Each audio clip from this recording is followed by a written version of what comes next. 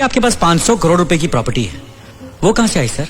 Camera बंद कर, camera बंद कर। वो आपने गिफ्ट रिसीव किए तकरीबन 31 मिलियन के। इसको वीडियो तो नहीं करना, बंद कर दें जरा प्लीज, बंद कर दें जरा प्लीज। कि ये फैमिली की कोई होगी, मुझे इसके मेरे पास इसके फैक्ट्स नहीं है। तुम्हें जानना है मेरी प्रॉपर्टी के बारे में तो जाओ कोर्ट में केस करो। सब बकवास है।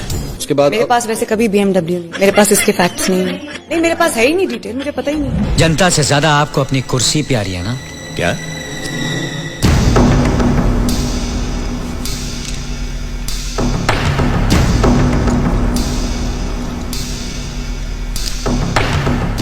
Mariam Safdar owned a BMW car which was gifted to her by the UAE royal family.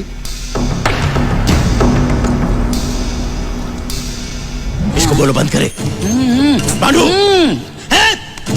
कर दें जरा Check प्लीज, करें। ये प्लीज काइंडली की रॉयल